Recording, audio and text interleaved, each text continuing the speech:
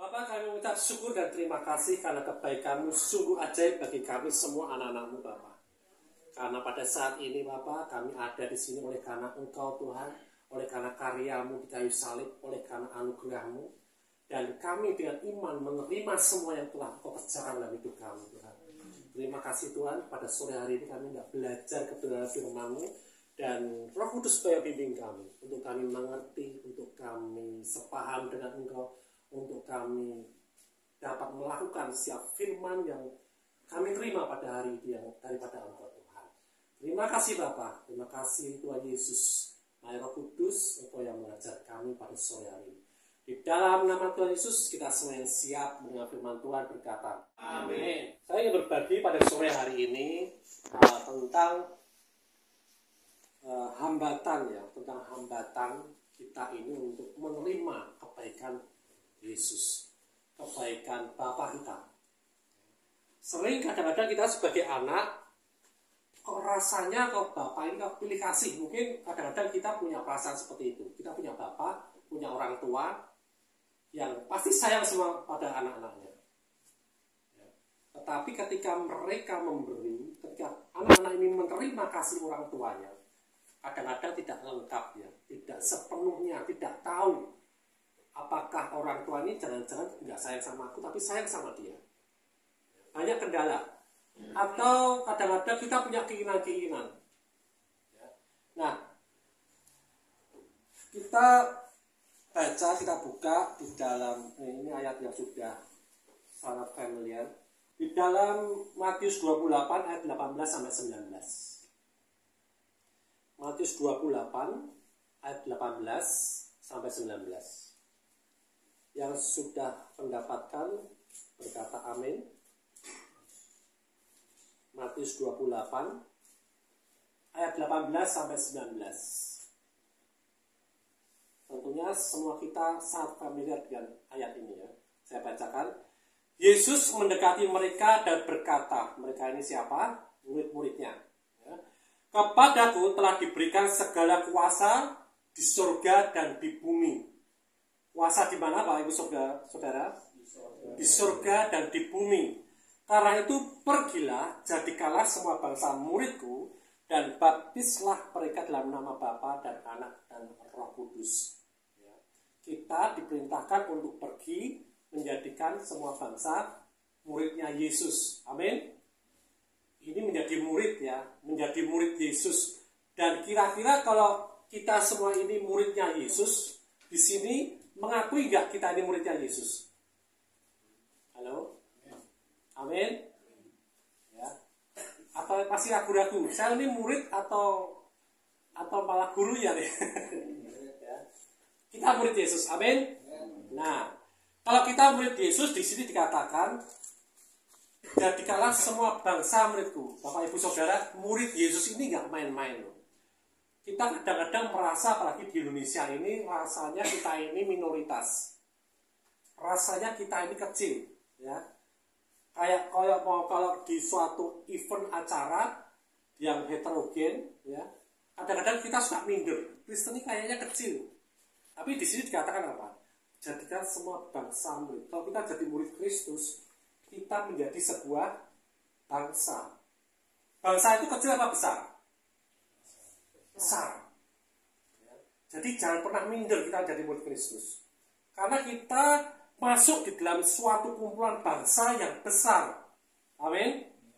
Ya. Nah, di sini kalau kita menjadi murid Kristus, ya, kenapa kita harus dimuridkan? Ya, karena apa?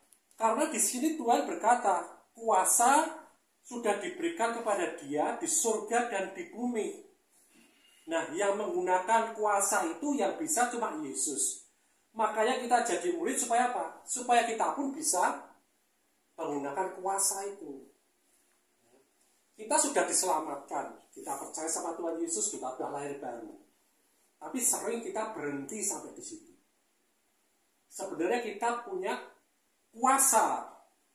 Karena apa? Kita dikatakan firman Tuhan, Yesus ada di dalam hidup kita. Roh Kudus ada di dalam hidup kita. Siapa yang percaya Roh Tuhan ada di dalam hidup kita? Ada di dalam kita. Ya. Percaya ya? Nah, Kalau kita percaya, masa kita nggak punya kemampuan apa-apa.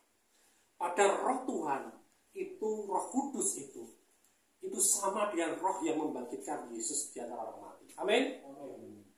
Berarti kalau kita punya kuasa itu, ya, berarti kita harus diajarkan cara menggunakan kuasanya. Kayak orang main sulap, ya harus diajarkan, harus diajari caranya main sulap. Sama, ini kita punya kuasa yang jauh lebih luar biasa daripada hanya sekedar sulap.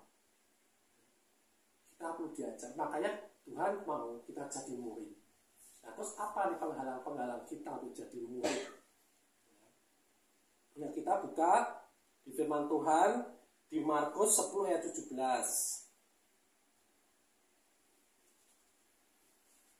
Markus 10 ayat 17 di sini jelas sekali berikut berkata, orang kaya sukar masuk kerajaan Allah. Tapi saya tidak mau menyoroti kekayaannya ini Bapak Ibu Saudara, karena kita juga harus jadi kaya. Amin. Di dalam Kristus kita bukan orang yang miskin. Karena apa? Yesus menjadi miskin untuk kita menjadi kaya. Tetapi tadi harus diajar, harus jadi murid. Nah, kita baca pada waktu Yesus berangkat untuk meneruskan perjalanannya, datanglah seorang berlari-lari, mendapatkan dia dan sambil bertelut di hadapannya dia bertanya, Guru yang baik, apa yang harus kuperbuat untuk memperoleh hidup yang kekal? Jawab Yesus, mengapa kau katakan aku baik? Tak seorang pun yang baik selain daripada Allah saja. Mengapa? Ini nggak dijawab sama orang yang tadi. Kenapa? Yesus ini berkata, kenapa kalau kamu mengatakan aku ini baik? Jadi sebenarnya orang ini datang dengan seluruh kebanggaannya. Saya kaya, saya punya pengetahuan, dan hidup saya lakukan semua buntalan. Dia mau mensejajarkan dirinya dengan Yesus. Tapi dia tidak bisa menyangka bahwa Yesus ini seperti Allah. Kuasanya seperti Allah yang dia lihat. Tapi dia hanya sebagai guru. Ya. Nah, dikatakan di sini, engkau tentu mengetahui segala perintah Allah, jangan membunuh, jangan berzinah, jangan mencuri, jangan mengucapkan saksi dusta, jangan mengurangi hak orang, hormatilah ayahmu dan ibumu, segala perbuatan baik. Ya. Nah, orang itu berkata, Guru semuanya itu telah kuturuti. Luar biasa. Ya. Sejak masa mudaku, dia ini sudah taat sekali. Ya, menurut dia. Tetapi di sini Tuhan mau, ya, Yesus mau menunjukkan, ya, bahwa tidak hanya sekedar perbuatan baik. Tapi ini mau diukurkan dulu sama orang kaya ini. Oke, kalau engkau berbuat baik semuanya, Taurat sudah engkau lakukan semuanya. Saat ini, ya, jual semuanya, ikutlah aku. Jual semua, ikutlah aku. Kira-kira orang kaya itu nurut nggak? Di saat ini dia nggak nurut, dia gelo, ya, akhirnya dia pergi. Artinya apa? Dia masih ada ilah lain di hadapannya. Yesus mau tunjukkan. Berarti kalau utara itu seperti ini Bapak Ibu Saudara. Itu seperti kaca ya. Kaca ini bagus, mulus, begitu ada retak satu titik aja, kaca itu udah retak. Itu hukum Taurat. Satu aja tidak kita penuhi. Ya. Gagal semua. Yesus baru nunjukin satu aja. Jual, ikut aku. Tapi dia tidak mau. Berarti masih ada ilah lain di hadapan dia selain Allah. Makanya dia terus ngoyor pergi. Oh, ya. Aku belum bisa. Nah, Bapak Ibu Saudara, kalau masih ada ilah lain di hadapan kita, kita susah untuk menjadi murid. Di sini dikatakan apa? Yesus memelihara dia dan menaruh kasih kepadanya. Jadi Yesus bukan menghakimi dia, Bapak Ibu Saudara, enggak. Justru Yesus mengasihi dia. Yesus kasihan sama dia. Karena dia tidak mendapatkan hal yang lebih baik lagi dari hanya sekedar kekayaan dan perbuatan baik. Ya. Yesus berkata kepadanya, hanya satu lagi kekuranganmu, pergilah, jualah apa yang kau miliki dan berikanlah itu kepada orang-orang miskin, maka kalian boleh harta di surga, beroleh harta di surga. Kemudian datanglah kemari dan ikutlah aku.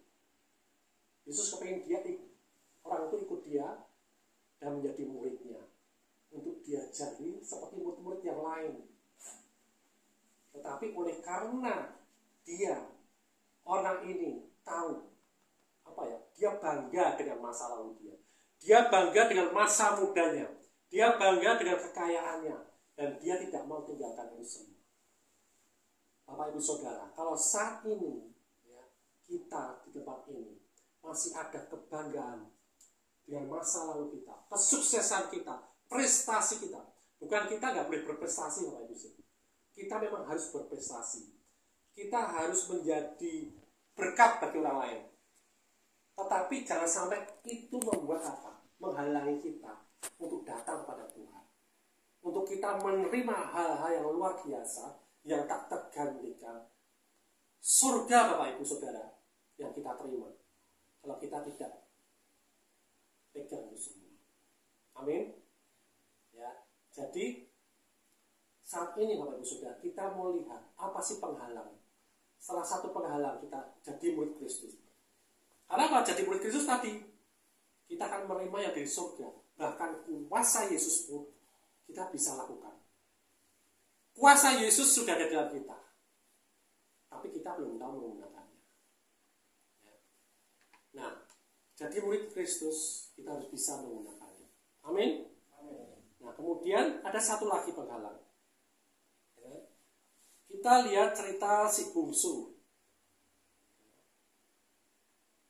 Kita baca dalam Lukas 15. Lukas 15 ya. Ayat 11 sampai 32, tapi enggak saya baca semuanya. Intinya seperti ini ceritanya. Ya, ketika si bungsu ini pulang, siapa yang belum tahu cerita ini? Ya, si bungsu ini kan dulu pernah minggat dari orang tuanya, dari rumahnya, karena apa? Dia mau berfoya-foya dengan harta kekayaannya.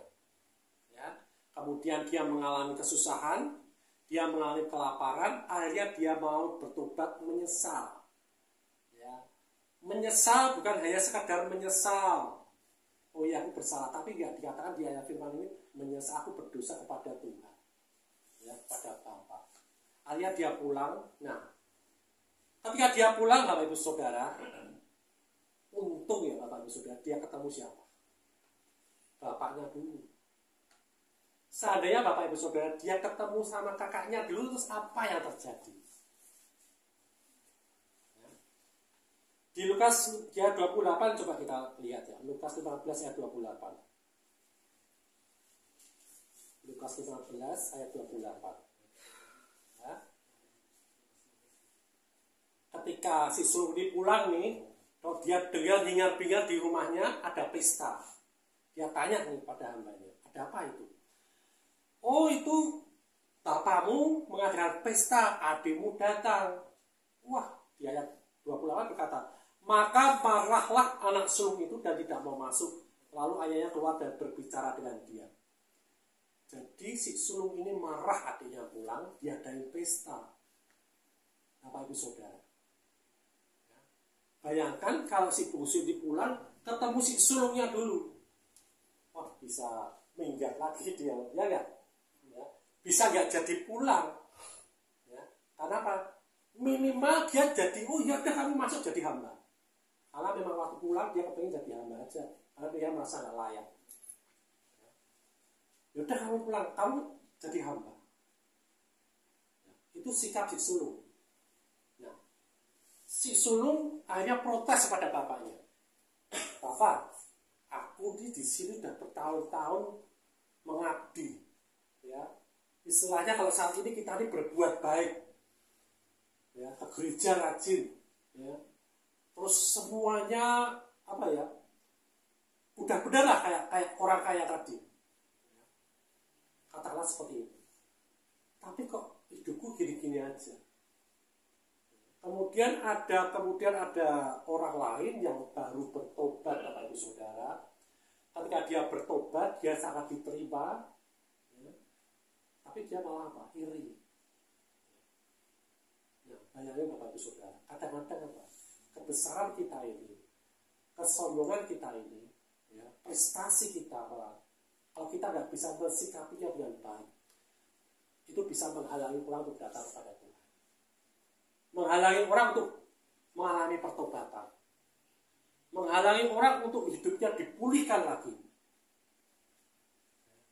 dan juga dia terhalang untuk apa? Menikmati kasih karunia dari Bapa. Nah, kalau kita mau menyerahkan semua masa lalu kita, mau itu kesuksesan, mau itu kegagalan, mau itu kepandaian kita, prestasi kita, atau kita nggak pernah berprestasi apapun, jangan putus asa atau malah jangan sombong, tapi mulai Bapak Ibu Saudara, ya, datang kepada Tuhan dengan apa adanya kita. Karena apa? Dia tidak cuma mengampuni kita Bapak Ibu Saudara, tapi dia menerima kita apa adanya. Amin. Dia menerima kita apa adanya. Dia tidak menuntut kita, oh kamu harus berbuat baik dulu, oh kamu harus latihan dulu, atau kamu di gereja harus konsekrasi dulu. Enggak. Tetapi saat ini Bapak Ibu Saudara, di Semarang, di tempat lain, banyak hamba-hamba Tuhan yang seperti ini Bapak Ibu Saudara. Ya. Hari demi hari selalu menghakimi, oh kamu belum ini, oh kamu belum melakukan ini, oh kamu masih belum kudus lah, oh kamu masih harus bayar harganya. Bapak Ibu Saudara, kalau sampai kita ini ya, masih harus bayar harga, kira-kira bisa nggak? Ada nggak orang di dunia ini bisa bayar harga seperti Kristus? Nggak ada, Bapak Saudara. Kristus sudah bayar harga semuanya. Bagian kita apa? Menikmati apa yang Tuhan sudah berikan dalam hidup kita. Tetapi kita harus hidup oleh apa? Orang percaya hidup oleh iman. Nah, kita harus dimuridkan bagaimana cara hidup oleh iman. Bersyukur di tempat ini banyak pembimbing. Ya, ada Pak Pendeta Nathanael, ada Pak Irfan. Ya, saya sama Pak Irfan ini sejak kecil ya. Maksudnya sejak tubuhnya kecil sama-sama. Ya, di Jogja ini sejak tubuh kami kecil, tubuhku dulu tidak seperti ini. Ya, nah, kami berjalan bersama-sama. Ya, dan sampai sekarang begitulah Bapak Saudara. Kami masih bersama-sama, kami masih bersepakat untuk jiwa-jiwa datang kepada Tuhan. Ya. Lagi Pak Irfan dosen, dia mau mengajar, dia ada sukarela mengajar. Belum lama, beberapa tahun yang lalu, setahun 2 tahun yang lalu ya, Pak Irfan juga bantu kami untuk buat outbound di Semarang. Beberapa gereja datang, kita bergerak interdenominasi. Ya. Nah, fokus kita adalah jiwa-jiwa. Kalau fokus kita ke jiwa-jiwa, kita nggak bisa berpegang kepada kepandaian kita. Tapi bagaimana kepandaian ini dapat mempermuliakan Tuhan. Kita tidak bisa berpegang sombong dengan keterampilan kita, kesuksesan kita. Tapi bagaimana kesuksesan ini orang itu melihat Tuhan di dalam hidup kita. Amin. Ya, jadi Bapak Ibu Saudara, malam ini, sore hari ini, kita belajar dari Tuhan. Bagaimana kita dapat dipercaya untuk menjadi murid. Ya. Supaya kita diajarkan banyak hal-hal di surga. Karena apa? Dikatakan firman Tuhan. Kita bukan berasal dari dunia ini. Setelah kita mengalami lahir baru, kita berasal dari kerajaan surga. Amin. Tapi kenyataan kita masih ada di dunia. Ya. Tuhan mengajar kita bagaimana kita hidup di surga. Bagaimana kita hidup di dunia ini seperti di dalam surga. Ya, segala kuasa yang ada di surga terjadi di bumi oleh karena kita ada di bumi. Amin. Jadi Bapak Ibu Saudara, mari bersemangat. Ya, walaupun kita semua sudah tua, ya kan umurnya, ya kan, tapi semangatnya, ya di dalam Kristus kita tetap muda. Amin. Amin. Karena roh kita roh yang luar biasa. Ya, roh kita dikatakan di firman Tuhan, ketika aku mengikatkan diri, kepada Tuhan. Artinya kita mengaku percaya, kita lahir baru, dikatakan apa? kita menyatu dengan rohnya. Kita dengan roh Tuhan ini satu, ya. Bukan sendiri-sendiri. Oh, kalau kamu nakal aku pergi, enggak. Ya, Tuhan itu kasih. Tuhan itu bukan punya kasih, enggak. Tapi Tuhan itu kasih itu. Jadi buat dia disengiti, buat kita ini nakal, ya, tapi ya jangan nakal terus. Ya. Artinya apa? Akal budi kita ini harus diperbarui hari demi hari. Cerminan kita apa akal budi? Cerminan supaya akal budi kita diperbarui. Dikatakan apa? Firman Tuhan. Karena firman Tuhan ini berbicara tentang roh kita yang sudah sempurna di dalam Kristus. Ya. Hari demi hari kita perbarui. Kita dimuridkan, diajarkan oleh Roh Kudus melalui pembimbing-pembimbing kita di tempat ini. Sehingga apa? Hari demi hari kita menjadi semakin serupa seperti Kristus. Amin. Amin. Nama Yesus terima kasih. Mari kita berdoa. Bapak, kami ucap syukur dan terima kasih karena pada sore hari ini Engkau sudah mengajar kami anak-anak di tempat ini untuk kami tetap Tuhan memandang Engkau, bukan memandang kemampuan kami, bukan memandang kekuatan kami. Karena firman-Mu juga berkata di dalam kelemahan pula terletak kekuatan-Mu. Oleh karena itu Tuhan, ajar kami Tuhan, di dalam kelemahan kami mempunyai kekuatan-Mu. Ajar kami Roh Kudus untuk kami mempergunakan kuasa yang sudah Kau berikan dalam hidup kami. Untuk kami membangkitkan orang mati, untuk kami membangkitkan segala sesuatunya Tuhan, untuk kami lepas dari siap belenggu, untuk kami mengalami kemerdekaan penuh, bahkan kami memerdekakan orang dari belenggu-belenggu dosa. Terima kasih Tuhan Yesus, sore hari ini Tuhan, biarlah Kau berikan kami kemampuan untuk menjadi pelaku firman. Dalam nama Tuhan Yesus, dan kita semua mengucap syukur, haleluya. Amin. Berikan tepuk tangan buat Tuhan kita dong. Saudara yang di sana, di sini, di mana-mana harus betul-betul memahami ada satu pribadi investasi yang lebih berharga daripada uang, daripada materi apapun juga, daripada kekuatan apapun juga, yaitu Yesus. Contoh begini ya. Selama tadi kan sudah dikhotbahkan banyak sekali dan saya menangkap sesuatu yang luar biasa. Terima kasih Pak Pendeta ya. Saya percaya kalau ada pribadi Yesus dalam kita. Percaya nggak? Persoalan apapun bukan berarti skip, bukan berarti hilang, tapi Tuhan memberikan kekuatan ketika kita menghadapinya. Sama seperti Abraham, ketika dia menghadapi persoalan bukan berarti langsung kemudian skip, masalahnya hilang ketika dia memohon sama Tuhan, tidak. Tetapi dia harus hadapi sampai tuntas, dan dia dijadikan bapak orang percaya, sekalipun dia jatuh banget juga. Pribadi yang lain seperti Daud juga demikian. Sudah menjadi raja, apakah dia nggak pernah jatuh? Pernah jatuh. Bahkan rancangannya luar biasa untuk membunuh istri orang lain yang dia setubuhi. Bahkan kita tahu akhirnya Daud menjadi pribadi yang sangat dikasih Tuhan. Bukan karena kekuatannya, tapi karena dia tahu yang menghadapi semua itu Tuhan. Sehingga dia itu Tuhan. Paulus juga demikian. Kalau kita lihat Paulus sudah bertobat, namanya sudah ganti dari Saulus menjadi Paulus, tapi tetap juga ketika dia harus dipagut ular dia mengalami itu. Ketika dia menghadapi dipukuli, bahkan dikatakan Alkitab yang menyatakan hukum Yahudi berlaku sama dia. 40 kurang 1 pukulan dia menghadapi itu. Dia menghadapi karam kapal, dia menghadapi sesuatu yang gak enak. Banyak, tetapi ujung-ujungnya kita tahu. Dia katakan, segala yang lalu-lalu ku tinggalkan seperti sampah.